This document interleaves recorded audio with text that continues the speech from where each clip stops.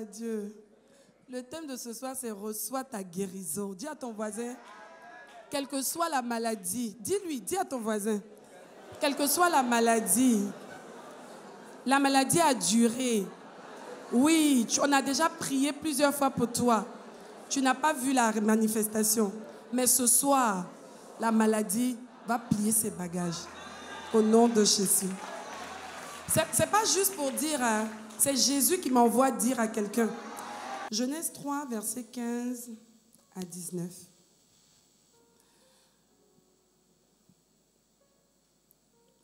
Après qu'il y a eu la déchéance, en fait, après que l'homme et la femme, que la femme ait conduit son mari à manger le fruit, après qu'elle ait mangé, Dieu entre en scène, Dieu réalise que le péché est entré dans sa création, qu'il y a quelque chose qui s'est passé, il y a une catastrophe qui a eu lieu, que véritablement le malheur s'est abattu sur le jardin. Et Dieu parle donc à chacun et situe les responsabilités et annonce des choses. Genèse 3, verset 15, voici ce que je décide, c'est Dieu qui parle. La femme et toi, vous deviendrez des ennemis. Il parle au serpent. Ceux qui naîtront d'elle et ceux qui naîtront de toi deviendront des ennemis. Ceux qui naîtront d'elle t'écraseront la tête et toi, tu les blesseras au talon. Ensuite, le Seigneur dit à la femme, je rendrai tes grossesses pénibles. Ça veut dire que ce n'était pas le cas. Ce n'est pas ce qui était prévu. Mais maintenant, les choses vont changer. Je rendrai tes grossesses pénibles et c'est dans la souffrance que tu mettras des enfants au monde. Tu seras attiré par ton mari, mais il sera ton maître. Auparavant, c'était plutôt le mari qui était peut-être attiré par elle et c'est elle qui dominait. Mais là, maintenant, les choses ont changé. Maybe.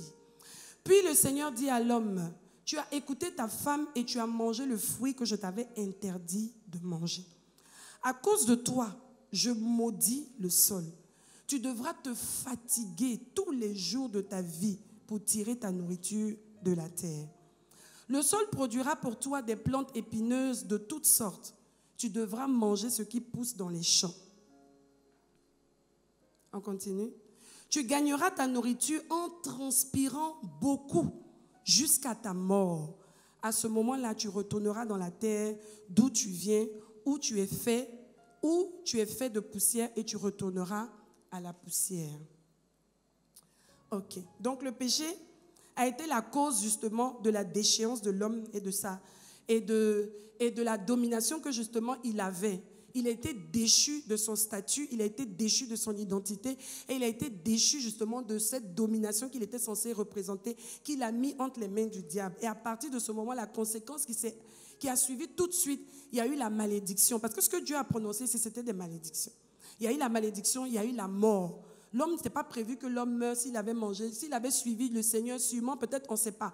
Il aurait peut-être mangé l'arbre de la vie plus tard, selon que Dieu lui aurait donné des consignes, mais il n'était pas prévu qu'il puisse mourir et l'homme est mort, a été confronté à la mort parce que le péché est entré. Malédiction, mort, il y a eu les souffrances, il a commencé à avoir les maladies, il a commencé à avoir le mal, la souffrance et toutes ces choses se sont installées dans la vie de l'homme alors que ce n'était pas le cas.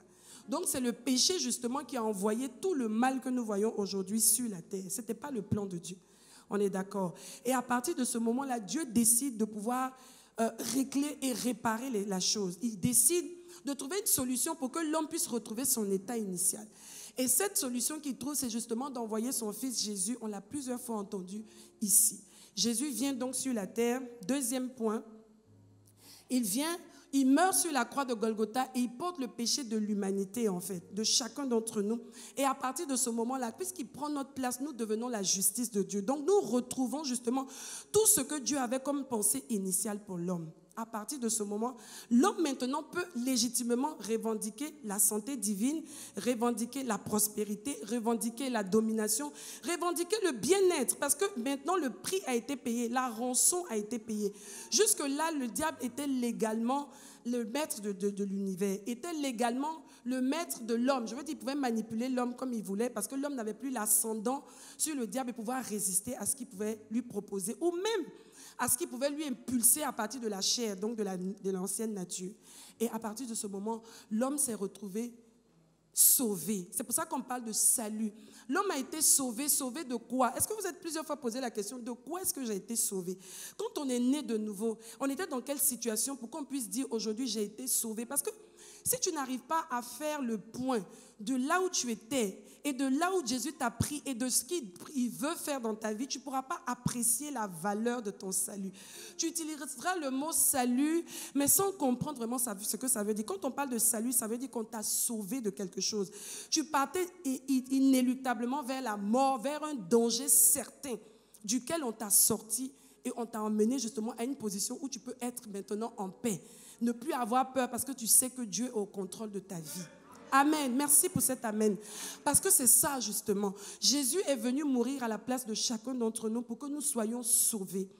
Et je veux dire à quelqu'un d'emblée, avant même de continuer, que si le péché justement a été la cause de tous les malheurs qui ont pu s'abattre sur l'homme, si Jésus est venu payer le prix, il faut que tu comprennes qu'il n'y a plus de raison que ces malheurs-là continuent de t'accabler aujourd'hui. Il n'y a pas de raison, il n'y a aucune raison. Quand tu te lèves le matin, tu dois pouvoir te dire à toi-même que Jésus a payé un prix tellement énorme que je ne peux plus laisser le diable venir me faire croire n'importe quoi. Je ne peux plus laisser le diable venir me faire penser, me faire vivre des choses qui ne font pas partie du plan de Dieu et des promesses qui sont listées. Dimanche dernier, le révérend nous a parlé de l'alliance, en fait.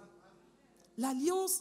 Quelqu'un m'a demandé cet après-midi, après le cours, maman, quand on parle de l'alliance, que j'ai entendu le révérend parler de l'alliance et tout ça, mais je veux savoir comment est-ce qu'on entre dans cette alliance. Je lui ai dit, pour entrer dans cette alliance-là, c'est tellement simple, en fait. C'est d'accepter le Seigneur Jésus comme ton Seigneur et ton Sauveur personnel. Une fois que tu l'acceptes, le sang qu'il a versé à Golgotha, justement, est le sang qui est présenté pour que cette alliance-là soit tissée dorénavant entre toi et Dieu. Et à partir de ce moment-là, tu deviens un enfant de Dieu et légitimement un héritier de toutes les promesses de ton Père. Si ton Père est riche et que tu es son enfant, tu sais d'ores et déjà que tu as un héritage. Sauf si il va signifier à un notaire que tu ne veux pas que ce soit toi qui puisses gérer les biens. Qu'il estime peut-être que dans ton parcours sur la terre, tu n'as pas été suffisamment responsable pour qu'on puisse te confier les biens. En ce moment-là, on peut désigner un héritier pour tout le monde et c'est celui-là. Mais ce n'est pas notre cas ici. Chacun d'entre nous est héritier d'office. Amen. Alors le Seigneur, justement, dans cet amour grand qu'il a manifesté, nous a sauvés. Et Jésus dit dans Jean 10, 10, version parole de vie, le voleur, il vient seulement pour voler. Et c'est ce qu'il a toujours fait dans nos vies. Voler, la maladie, c'est que le diable est venu voler ta santé, en fait. Il vient seulement pour voler, tuer et détruire. Moi, je suis venu pour que les gens, même je dirais pour que Daniel Wafo mette ton nom. Est-ce qu'on peut reprendre ça? Moi, Jésus dit, il est venu pour que moi, Daniel Wafo, j'ai la vie. Et pour que cette vie soit abondante. Cette vie soit abondante. Est-ce que vous avez déjà vu quelqu'un mourir? Certains peut-être. Quand quelqu'un, moi je dirais, j'ai pas vu quelqu'un mourir, mais j'ai vu ça à la télé en fait. Mais j'imagine bien en fait ce que ça doit être. C'est-à-dire que hier encore je parlais avec quelqu'un et la mort en fait quand elle arrive, c'est comme si tu te sens vidé progressivement en fait d'une chaleur, d'une présence à l'intérieur de toi qui commence à te rendre plus ou moins froid, glacé. Et c'est pour ça, comme ça qu'on reconnaît un cadavre, il est glacé, il est froid. D'accord? C'est comme ça qu'on reconnaît un cadavre parce que la vie est partie en fait. Il y a une froideur qui s'installe parce que tout ce qui était dynamique et chaleureux est sorti en fait. Donc Jésus dit, je suis venu pour que mes brebis, pour que moi, Daniel Wafo, pour que toi qui nous suis en direct, que tu aies la vie, pas juste une vie, mais une vie abondante. Quand on parle d'abondante, c'est quoi? On entend toujours ça, mais Jésus dit, je suis venu, c'est pas n'importe quelle vie qu'il est venu nous donner. C'est une vie abondante. Une vie abondante, c'est quoi? C'est une vie qui répond à tous les besoins et qui vient combler toutes les lacunes. Qui vient réparer tout ce qui pouvait être détruit. Qui vient partout où elle a besoin de remettre les choses au diapason ou alors selon les normes de Dieu en fait. Selon les normes du royaume, selon la pensée de Dieu. Quand la parole de Dieu entre dans une vie, quand Jésus s'installe dans une vie, quand le Saint-Esprit travaille dans une vie, il vient voir, premier diagnostic, ce qui ne va pas. À tous les niveaux. Au niveau de ton âme et au niveau de ton corps. Et à partir de ce diagnostic-là, puisqu'on doit t'envoyer la vie en abondance, mais cette vie-là ne vient pas juste pour venir. Elle vient à dessein. Elle vient selon les besoins qu'il y a et elle vient combler, compenser un à un, jusqu'à ce que tu sois rempli de cette vie et que tu constates dans ta vie que finalement tout a été pourvu en fait. Et c'est là où tu es dans l'abondance de la vie. Quelqu'un qui est malade n'est pas dans l'abondance de la vie. je suis désolée. Allez à l'hôpital et vous verrez, ou même vous-même, quand vous avez été malade, c'est là où vous appréciez la santé. Les choses que tu mangeais avant, ça n'a plus de goût. Tu n'as plus d'appétit. Tu manges, tu n'es même pas rassasié. Tu es faible. Tu es complètement déboussolé. La maladie, c'est une œuvre ténébreuse, mais du plus haut niveau. Elle vient pour pouvoir t'entraîner jusqu'à la mort. En fait, c'est la porte d'entrée de la mort. Dis, c'est pas mon partage. Je refuse. Ce matin, je me suis levée. Quand je descendais les escaliers, j'ai senti une douleur dans mon talon, du côté droit. J'ai dit à Satan, et c'est aujourd'hui là, où moi je vais aller parler de la santé divine, que tu t'amuses. Je ne sais pas pourquoi tu aimes tester les gens, et tu aimes bien, c'est-à-dire jouer un peu tu aimes te faire remarquer en fait. Donc je descendais les escaliers, je lui ai dit vraiment, tu aimes plaisanter en fait. Et puis je ne sais pas, je ne me suis même plus occupée. Pourtant je sentais une petite douleur au niveau de la cheville. Je suis venue, j'ai fait ma journée normalement. Je ne sais plus à partir de quelle heure, mais j'ai constaté que ce n'était plus là. Je lui ai dit, attends, tu ne me connais pas? Non, c'est ce qu'il faut lui dire en fait. Est-ce que tu t'amuses comme ça parce que tu veux t'amuser? Mais est-ce que tu sais que je sais qui je suis en fait? Parce que quand je parle, je veux dire à quelqu'un, ne te dis pas, oui, mais elle est peut-être en bonne santé. C'est pour ça que non, j'ai des défis. Là, il y a peut-être 2 jours, j'avais peut-être mal au dos. Est-ce que le Saint-Esprit me demande de parler de ça? Pendant Isha, qui s'est rendu compte que j'avais un souci de santé? J'ai commencé à avoir une douleur,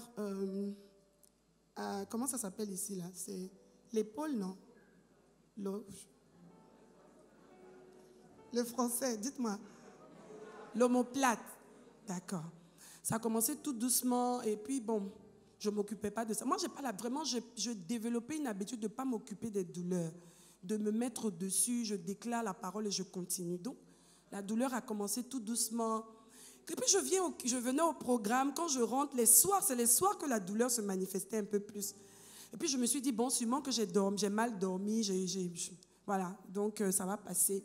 Je ne m'en suis pas occupée 1 jour, 2 jours. Après 3 jours, je me suis rendu compte que tous les matins, maintenant, en me réveillant, j'avais du mal à me tenir sur le bras pour me lever. En fait, il fallait que je bascule sur la main gauche. J'ai dit, hey, je suis en train de jouer avec le truc là, mais attends, c'est sérieux. Je dis, Satan, là, je te dis d'emblée. Moi, je ne peux pas être en train de faire Isha. Et c'est ce que toi, tu décides en fait de m'envoyer si je t'ai trompé d'adresse. Pendant 3 jours, plus je déclarais la parole, plus la douleur s'intensifiait. Au point où je n'en avais même pas parlé au révérend. Et puis à un moment donné, il m'a vu marcher il m'a demandé, ça va? Je dis, oui, ça va. Il m'a regardé 2 minutes après. Tu es sûr que ça va? Je dis, oui, ça va. 30 minutes après, tu es sûr que ça va? Je dis, oui, ça va. Mais ici, là. Je dis, chérie, pardon, il faut même que tu pries pour moi, hein, parce que je sens une douleur. Il me dit, ah bon, et tout. Et il m'a massé, il a prié pour moi. C'est pour dire quoi? Je dis, le mal a continué de s'intensifier, mais je venais dans la présence de Dieu. Je ne me suis pas dit, bon, mais écoute, vraiment, comme j'ai mal et tout. Je me suis dit, non, mon corps n'a même pas de choix. Il est obligé de s'aligner. Et la douleur, elle est partie comme elle est venue. Je n'ai pas cherché à savoir. Parce que souvent, même en allant à l'hôpital, je ne vous dis pas de ne pas aller à l'hôpital. Je parle pour moi, des convictions que le Saint-Esprit me met à cœur. Parce que je me dis quoi? En allant à l'hôpital, on va me donner un nom.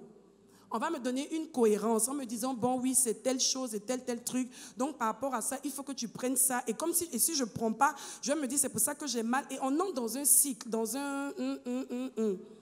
Je dis, non, je ne vais pas à l'hôpital. Je ne veux même pas de nom. Le nom qui m'a été donné, c'est le nom de Jésus. Il est suffisant et ce nom-là va restaurer. Et aujourd'hui, tout va bien. La douleur est partie comme elle est venue. C'est ça.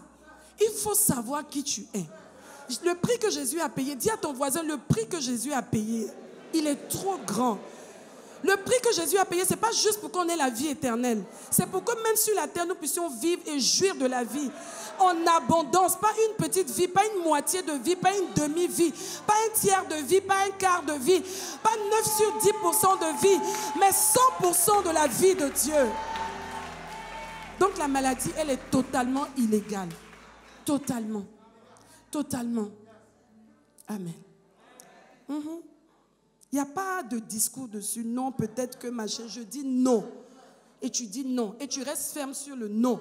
Jusqu'à ce que le non arrive à manifestation dans ta vie. Et ce soir, c'est ce qui va se passer. Jésus a opéré beaucoup de miracles, mais j'en ai pris juste quelques-uns pour faire ressortir certains aspects. Luc 13, versets 10 à 17. Un jour de sabbat, Jésus est en train d'enseigner dans une maison de prière, comme d'habitude, vous me direz. Là, il y a une femme malade depuis 18 ans. Mince. À cause d'un esprit mauvais, elle est toujours penchée en avant et elle ne peut vraiment pas se tenir droite. Quand Jésus la voit, il appelle et dit à la femme, ta maladie est finie. Elle dit, Jésus a regardé cette dame et il a dit, non, ce n'est pas possible. Non, maintenant que je t'ai vue, c'est plus possible que cette maladie continue. Il pose les mains sur elle. Aussitôt, la femme se tient droite et elle dit, gloire à Dieu. Mais le chef de la maison de prière est très en colère. Moi, je ne sais pas quel était le problème de ce chef de la maison de prière. Est-ce que c'est un endroit où on est supposé prier et être exaucé? Il y a quelque chose qui ne marche pas en fait. Parce que Jésus a guéri quelqu'un le jour du sabbat. Alors le chef dit à la foule, il y a 6 jours où on doit travailler. Venez donc vous faire guérir ces jours-là et non le jour du sabbat. C'est cruel quoi. Si sa femme était... Non. Mais le Seigneur répond, homme faux. Le jour du sabbat, chacun de vous détache de la mangeoire son bœuf ou son âne pour le mener boire. Et cette femme qui est de la famille d'Abraham, Satan l'avait attachée pendant 18 ans. Est-ce qu'il ne fallait pas la délivrer de sa maladie le jour du sabbat? Tu parles de quoi en fait? C'est ce que Jésus lui dit. Mais est-ce que tu sais à qui on a affaire? Est-ce que tu connais même la légitimité de mon action dans la vie de cette femme en fait? Pendant que Jésus dit cela, ses adversaires sont pleins de honte. Mais toute la foule est dans la joie parce que Jésus fait des choses magnifiques. Et Jésus va faire encore ce soir des choses magnifiques. Jésus continue de faire des choses magnifiques. Oui, une femme qui est de la lignée d'Abraham, ça a tout son sens. Il y a une promesse, il y a un serment qui a été pris sur la vie de l'ascendant de cette femme, d'Abraham. Et la Bible a dit que tous ceux qui seront après toi seront bénis en toi. Ça veut dire que dans ta lignée, on ne doit pas trouver des infimes, on ne doit pas trouver des gens pour lesquels le diable a spolié ou a pris quelque chose. Et c'est ton cas aujourd'hui. Parce que tu as la foi, on l'a vu dimanche. Parce que tu as la foi, parce que tu as cru en Christ, tu es de la lignée d'Abraham. Bien plus, maintenant tu as droit à tout ce que Dieu a promis à Abraham. Il a dit quoi Abraham? Ceux qui te béniront, ceux qui te maudiront, la porte du séjour, non, c'est pas ça. Il a dit, tu posséderas la porte de tes ennemis. Mais attends, j'aime trop cette expression. Dès le jour où j'ai compris ça, attends, hein. Quelqu'un est là-bas. Toi, tu possèdes la porte. Quand tu possèdes la porte, ça veut dire quoi? C'est toi qui définis qui entre et qui sort. C'est-à-dire que notre identité, nous sommes qui en fait? Le diable fait son bruit là, mais c'est dehors. Tout ce que le diable fait, c'est dehors. C'est pour ça que l'homme de Dieu a dit ici pendant la réunion des ouvriers qu'on doit faire aussi attention à l'intérieur parce que même pour qu'il entre, il faut qu'il s'infiltre. Attends, quelqu'un n'a pas la clé, il s'agite dehors. Est-ce que c'est pas ton problème? Tu continues ta prédication. Là, en ce moment-là, il y a des esprits qui savent qu'ils doivent sortir. Il y a des maladies qui savent qu'elles doivent sortir. Si elles sont intelligentes, elles sortent maintenant. Parce que dans tous les cas, quand on va commencer à déclarer la parole de Dieu, elles n'ont pas d'autre choix. Donc dehors, tout ce qui vient du dehors, tout ce qui vient de l'enfer n'a pas d'accès. Aussi longtemps que tu gardes la porte fermée. Mais si tu gardes la porte ouverte, tu ne diras pas que la promesse de Dieu n'a pas marché pour toi. Parce qu'on t'a donné la possibilité de gérer et de régenter ce qui entre et ce qui sort. C'est pour ça que Jésus était offusqué. Mais attends, cette femme-là, tu sais de qui elle est? Tu sais le serment qu'il y a sur la vie de cette dame? Pour qu'on la laisse comme ça au prétexte que c'est le sabbat, mais ça ne va pas chez vous? Vous êtes malade ou quoi?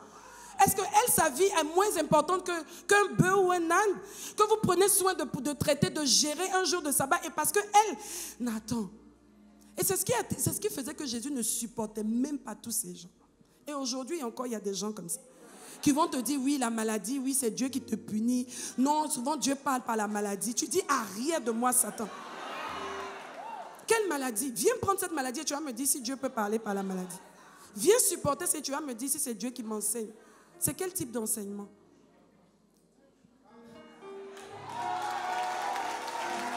Cette catégorie de personnes-là, je fais taire leur voix dans ta vie maintenant au nom suprême de Jésus. Que seule la parole de Dieu qui est vraie, qui a été annoncée sur ta vie, arrive à manifestation ce soir. Au nom suprême de Jésus. Amen. Jésus fait référence à Abraham pour mettre en évidence justement l'alliance qu'il a faite et la validité de cette alliance qui est toujours en cours. Et gloire à Dieu pour nous, on est entré dans cette alliance par Jésus-Christ. Parce qu'au départ, on n'était pas concernés. Regardez avec moi. Matthieu 15, versets 22 à 31. Une femme de cette région, une Cananéenne, arrive. Elle se met à crier. Seigneur, fils de David, aie pitié de moi. Dans une autre version, on dit une femme de ces contrées-là. Donc, c'est-à-dire qu'ils ne sont pas concernés, en fait, par l'œuvre que Jésus-Christ était venu accomplir premièrement sur la terre, avant que cela ne soit à prolonger à nous, en fait. Seigneur, fils de David, aie pitié de moi. Ma fille a un esprit mauvais en elle, elle va très mal. Mais Jésus ne lui répond pas un mot. Jésus aussi. Ses disciples s'approchent de lui et lui disent, on fait partie de cette femme, elle n'arrête pas de crier derrière nous en fait. Jésus répond, Dieu m'a envoyé seulement pour les gens d'Israël. Ils sont comme des moutons perdus, donc je suis venu les gérer d'abord, ok? Donc ne viens pas me demander des choses parce que là je suis dans un comment on dit ça? Je suis dans une mission qui est bien définie et bien précise. Mais la femme vient se mettre à genoux devant lui en disant, Seigneur, aide-moi. Jésus lui répond, ce n'est pas bien de prendre la nourriture des enfants et de la jeter aux chiens. Ça veut dire que tu n'es pas dans l'alliance. Pour le moment, je ne peux pas aller au-delà de ce que je dois faire. Pour le moment, je peux faire que ce qui se fait, ce qui revient à celles ou ceux qui sont dans l'alliance. Comme cette femme, justement, qui était une fille d'Abraham. Mais la femme est très intelligente. Et justement, sa foi l'emmène tout de suite à trouver une réponse à donner au Seigneur. Et c'est ce que ta foi doit te donner ce soir. C'est-à-dire, quels que soient les obstacles ou les choses que tu as pu entendre, il faut que tu transcendes tout ça pour que toi, tu puisses prendre ta bénédiction parce que c'est ton partage. Quoique, toi, tu es de l'alliance, mais elle n'était même pas de l'alliance. Mais tu regardez la foi qu'elle a eue, c'est-à-dire, elle était tellement décidée à avoir sa guérison, à avoir l'intervention du Seigneur pour sa fille. Elle dit, Seigneur, tu as raison, je ne veux pas t'offusquer, pardon, ne te fâche pas. Pourtant, les petits chiens mangent les miettes qui tombent de la table de leur maître. Et c'est vrai en plus. Alors Jésus répond à la femme, waouh, ta foi est grande, que les choses se passent pour toi comme tu le veux. Et au même moment, sa fille est guérie. Au même moment, sa fille est guérie. Pourquoi je prends aussi ce passage? Si les miettes de la table peuvent apporter la guérison à quelqu'un qui est hors de l'alliance. Mais toi qui es dans l'alliance, qu'est-ce que donc Dieu peut te réserver? Ou alors, à quoi tu as droit en fait? Est-ce que tu vas commander pour la guérison? Non, pas du tout. C'est ton droit d'alliance. Les autres, même, on leur donne ça comme des miettes. C'est-à-dire la santé divine, c'est comme des miettes par rapport à tout le package que Dieu a pour nous. Imaginez-vous. La santé divine.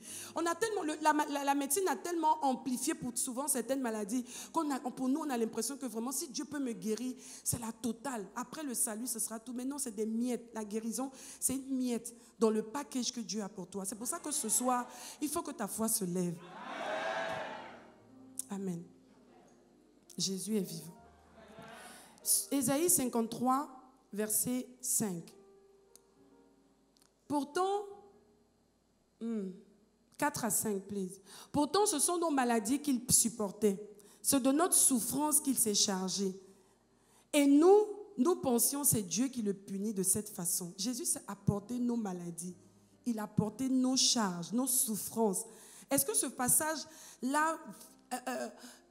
est-ce que le passage même de Jésus sur la terre, je veux dire, quand il marchait pour aller à Golgotha, est-ce que c'était quelque chose d'assez léger ou c'était quelque chose d'assez fort? C'était très intense. Même quand tu regardes le film, tu as du mal même à regarder. Quand cette partie-là arrive, tu as tendance à détourner le visage. Mais c'est vrai, Jésus a porté vraiment des souffrances terribles. Et ce n'était pas le jeu, en fait. Pourquoi aujourd'hui le diable puisse nous emmener à regarder la maladie, à la cajoler, à lui faire des louanges et puis à nous laisser dominer par elle, en fait.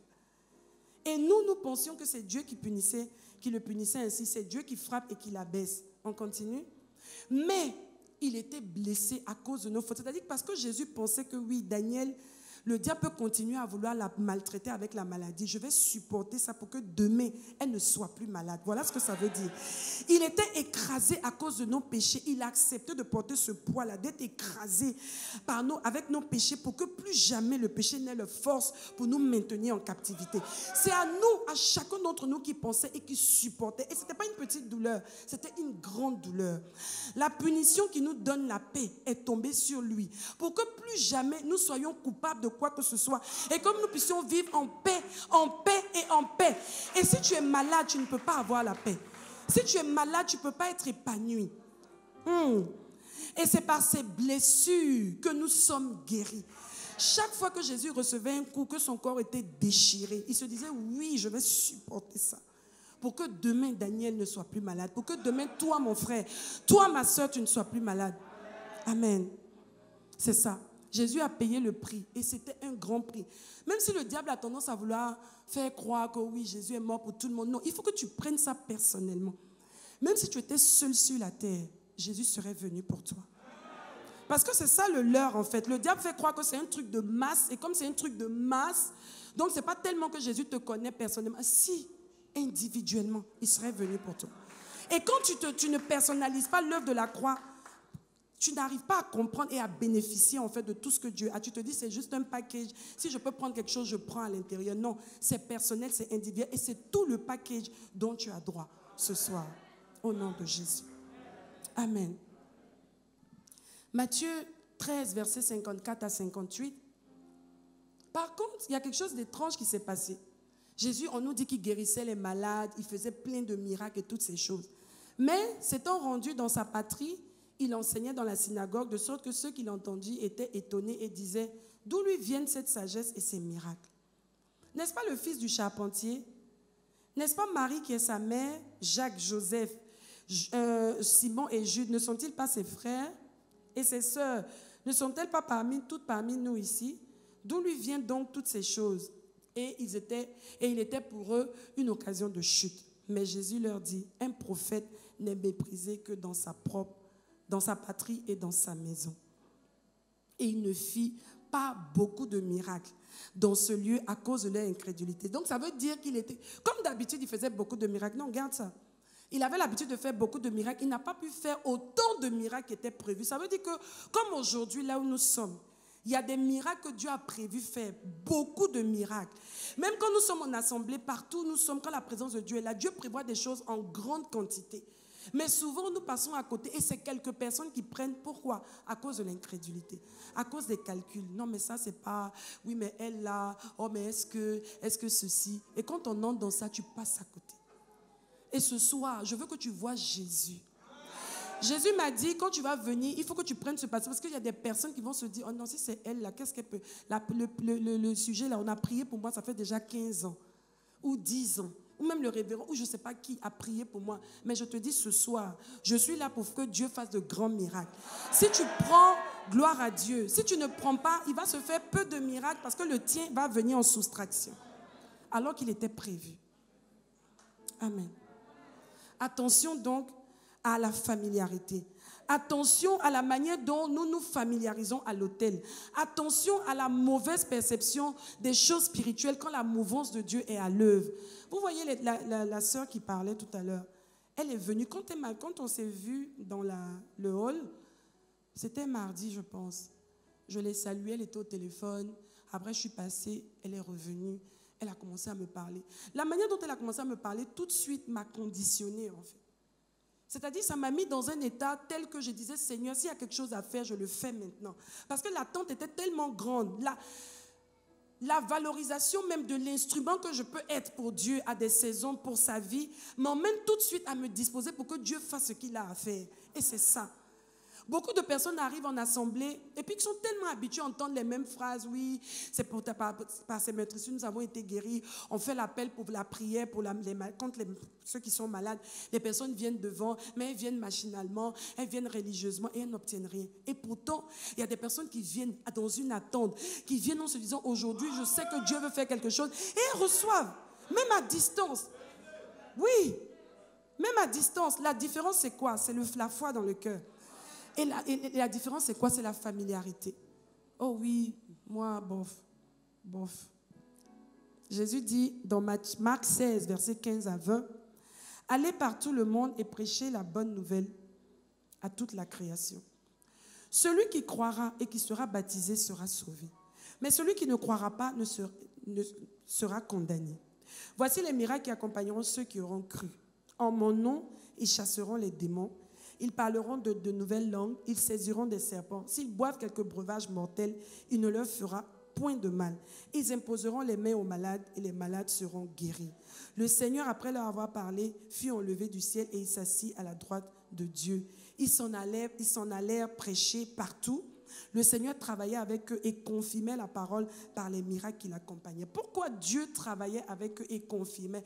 Parce que Dieu les a envoyés. C'est pas eux qui ont en fait, c'est pas eux qui guérissent. C'est pas eux qui ont la capacité de chasser les démons par eux-mêmes. Mais Dieu a besoin d'avoir une main, une extension pour pouvoir travailler dans la vie des personnes. Alors, parce qu'ils ont répondu, qu'ils ont été volontaires, ils se sont disposés, Dieu devait les utiliser et confirmer que c'est lui qui les avait envoyés et qui travaillait par ces personnes. C'est pour ça que ce soir, je ne sais pas quelle est la maladie qui a miné ton corps. Depuis combien de temps? Ça ne m'intéresse même pas. Tous les discours qu'il y a pu avoir autour de cette maladie, ça ne m'intéresse pas. Ce que je veux te dire ce soir, c'est est-ce que tu crois que le nom de Jésus est au-dessus de tout ce que le médecin, tout le français ou alors la langue que le médecin t'a donné? On t'a dit oui. Les médecins, ils sont très forts. Je bénis Dieu pour leur vie. Mais en même temps, quand ils doivent t'expliquer une maladie, vraiment... Oh, tu sais, c'était l'hormone, c'était l'organe qui a eu tel problème et le nerf n'arrivant pas à ceci. Quand tu écoutes tout ça, après toi-même, tu es bluffé. On finit par enlever tout ce qui est comme révélation que tu as sur la guérison divine et tu rentres chez toi, tu es complètement lourd, déconfit, complètement déprimé. Et c'est ce qu'il a dit là qui arrive à manifestation.